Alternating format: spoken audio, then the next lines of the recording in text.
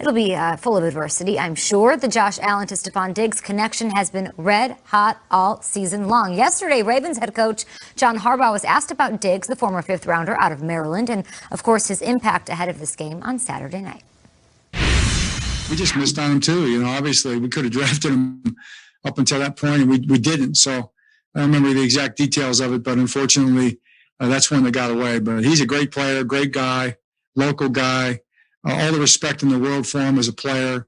He's definitely a factor. I mean, he's I don't want to say public enemy, but he's Ravens enemy number one right now, or maybe number two, or maybe number three. They got a few of them over there, but he's a guy we got to keep a good eye on.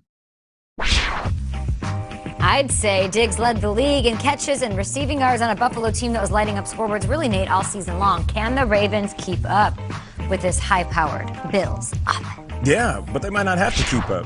Maybe they just slow down the game. The Ravens can run the rock, and that's a recipe for success in the playoffs, especially in conditions like this. We are talking about how cold it's going to be. It's going to be nippy. Is it going to snow? You have Lamar Jackson, who over the last part of the season really started to take the game in his own hands, and you have a group of running backs that can make plays. I mean, that 400-yard rushing game, that wasn't just a message to the team. I believe that was a message to the rest of the NFL, saying we can't do it all. We can do it in the air and do it on the ground. Bills offense, high power for sure. But how do you pull the plug on a high-powered offense? You just run the rock, and you let that clock tick, tick, tick down while Josh Allen and Stephon Diggs and all those superstars are on the sideline. This wouldn't be the first time the Ravens pulled the plug on a high-powered offense. We remember that Super Bowl back in 2013 when the lights literally went out. Yeah, they did. That's a good call, man. I also remember 7 days ago where this Titans offense was coming off this great win against the Texans and Derrick Henry's 2,000-yard season and A.J. Brown going absolutely bonkers. They scored 13 points against the Ravens. Nate, you're spot on. They could control this game so that it doesn't get to be a shootout, and they don't have to score enough. I honestly think if this game's in the 30s, I think Buffalo wins. This game has to be in the 20s or in the teens for the Ravens to win, and they can do that because of J.K. Dobbins, Lamar Jackson, and what this offense brings. They just run the ball so well, whether it's Gus Edwards or Dobbins or that breakout play that Jackson has. And I'll tell you, that one team that has really stuck it to the Bills was the Kansas City Chiefs, and how they did it was running the football. I've brought this game up a few times this week. Clyde Edwards-Helaire went for 161 rushing yards and 2 touchdowns on 30 carries. Josh Allen barely touched the ball in the second half, and the Bills could not get the Chiefs off the field. That's how you beat the Bills, especially in their building, especially in potentially some less than ideal conditions, because if it gets into the 30s, Josh Allen will throw all over you all day long, and I don't think Lamar Jackson can win that kind of game. Okay. This guys, we're at like football prediction 101 here. It's, well, if they run the ball, then come on. The answer is no. I don't think they can keep up with him. The question is, if Josh Allen gets cooking and Diggs is doing his thing and the Bills are scoring, no, they cannot. If they get up 13-0, they get up 10, I don't think Baltimore can do that. And I love Lamar. He's the MVP. He's awesome. I don't think he can do that. This is the big boys now. Like, this is the divisional round. This is not the Titans. This is not anybody.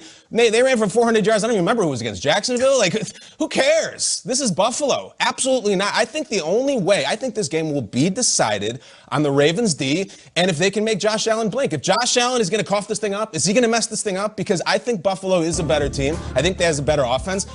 This is how this game will be lost. This type of stuff. We've called him out all season, K, sugar high Josh Allen, and we thought he was dead. We thought, no way, he's mature. This was a terrible, terrifying cameo, and it's not just the reckless, crazy sugar high Josh Allen stuff that we say where sometimes he throws you one. And earlier this week, Mike Robinson did this beautiful breakdown of all these incredible throws by Josh Allen, and I came with it almost a little worried. Let me hear.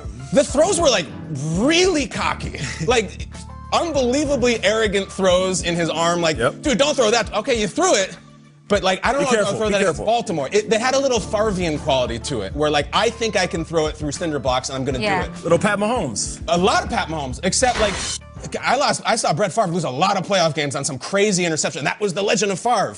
I don't think the Ravens can keep up with the Bills if the Bills get cooking, but I think they can make Josh Allen make mistakes. I think that's how the game is won. Yeah, I don't think scoring is going to be a problem for either. I mean, this is the only team scoring more over the past 5 weeks than the Bills is the Ravens. The Ravens can put up points. They're averaging 37.2 points over the last 5 weeks. They're 1-2, these offenses. It'll be mistakes. Do you agree with that, Triggs? It'll come over to turnovers. They did that against the Giants. I think the Jaguars and the Bengals. This is big boys. These are the big boys. I think the defenses, these two, are so opportunistic that they're just going to be waiting for both of them to mess up. I mean, Lamar Jackson got away with an interception. Big time. Against the Titans. Let's say he makes mistakes too. He misses on a couple of those throws. It'll be, to me, it's like limiting mistakes on both quarterbacks. Big time. Especially with Lamar. Nate, I know you love Lamar. We all do. Yeah. You telling me if this game is 13-0 Bills, 17-3 Bills, Lamar's got this? It's tough. Didn't Lamar prove this last week? That he can come from behind? He did, but not to Buffalo. Up against the Titans. Last week ain't doing nothing for me. 34-23 in the third quarter. Can they do it then? Lamar answered those questions last week. I feel like they can. I agree. The question is, if the Bills are up, do you have more faith in the Bills closing out the game than Lamar making a comeback? I trust the Bills closing out the game. And that isn't an indictment on Lamar anymore. That's just saying the Bills are that good. Whose defense do you trust more? Oh, Baltimore's defense is really good. But listen, Brian Tannehill last week, he's great. He ain't Josh Allen. Yeah. Josh Allen's a superstar right now. I don't want to play him. I think he has. He is playing out of his mind. I like your weather take, Triggs. If it was colder, you'd like the Ravens a little bit more. You got to keep our eye on that weather bug thing. In the meantime, you'll take us back in time, sir? There is an incredible quarterback matchup in the AFC with the other game. Baker and Mahomes. Oh, this game. And let me tell you something. These guys go back. They go back nearly a decade. We get into it. We're going to have a nice little conversation about the history that they share. I heard someone yesterday say Get ready for the weekend. Let's go! Every Saturday morning, our crew is serving up the latest news and the hottest takes. Those two dudes gonna be rolling, man. Caught! Touchdown! Good Morning Football Weekend. Tomorrow at 9. Again, Ian, I would love a couple of things from you. Thank you for being here with us all morning long with all of this news. What's the update on Arthur Smith, and can you catch us up on how the Urban Meyer deal is coming along? Now, let's start with the Arthur Smith situation, which really could break, it seemed. At any point this morning, all eyes are focused on the Atlanta Falcons. Now, Arthur Smith, from what I understand, was the top choice of the Falcons really all along. I mean, they brought him in for a second interview. He took some other trips, but this really was the guy that they appeared focused on. And he had a visit set with the Detroit Lions this morning. That visit is now off.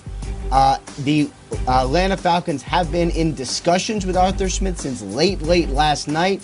It seems like this is something that could go down this morning, with Arthur Smith ending up as the head coach of the Atlanta Falcons. Obviously, we will be monitoring that very closely. As far as the Urban Meyer situation, he is now a done deal, finally in Jacksonville. The belle of the ball here for coaches, the guy who I think so many people were focused on, certainly the owners for the Jacksonville Jaguars, Shad Khan and Tony Khan. They knew ever since they fired Doug Marrone this was going to be their guy. They brought him on the yacht. They had a great meeting on the yacht, met with him again yesterday, and he landed in Jacksonville finally mid-afternoon to a Jaguars welcome mat. The deal wasn't done yet, but he walked onto a welcome mat, and then a couple hours later the deal got done. Shad Khan called it a great day for Jacksonville, one of the most successful head coaches on the college level, now heads to the NFL to tackle that challenge. Appreciate the updates there. Ian will have you with us. He's, of course, never coached in the NFL on any level, not as an intern, not as a scout, not as an anything concerned. If that's going to be a legit concern of Jags fans going forward, we appreciate you. And the Jags social media posted this photo of their big screen saying, hey, Urban Meyer is already lighting up the scoreboard. They seem excited. Kyle, are you excited? Very excited. I have to be honest, today is the day of predictions in the NFL. I'm going to predict today that next year the Jacksonville Jaguars will have a winning record. Yeah? I believe this is what Urban Meyer does. This is what he does. This is a guy who went to Bowling Green in the MAC and gave them one of the greatest turnarounds, fastest turnarounds ever. And then he goes to Utah, shows up, immediately coach of the year, has one of their greatest seasons ever, produces a #1 overall draft pick who's going to win Comeback Player of the Year this year. And then he goes to Florida. 2 national championships, guys, with Tim Tebow at quarterback, who proved to have a lot of limitations. And he's like, I haven't wrecked the Big Ten yet. I'll show up. Immediately kills it. There he is with Zeke. National championship with Cardale Jones, who also had huge limitations. This guy shows up, wreck shops, and then he leaves. So Jacksonville, I can't promise this is going to be prosperity for the next 10 years, but I will be willing to bet he shows up in Jacksonville and shakes things up and wins next year, and he is the #1 pick. Wow. Immediately, there's a championship air in the building. As soon as he walks in, guys are going to respect that because that's exactly what he reflects. He reflects winning on a different level, of course. But I said it yesterday, and I'll say it again. College coaches coming in, especially the successful ones, you're going to have to do even better job to motivate these guys that are sitting back in that meeting room. That first time he talks to the squad, I don't care if he has championship rings and he's celebrating and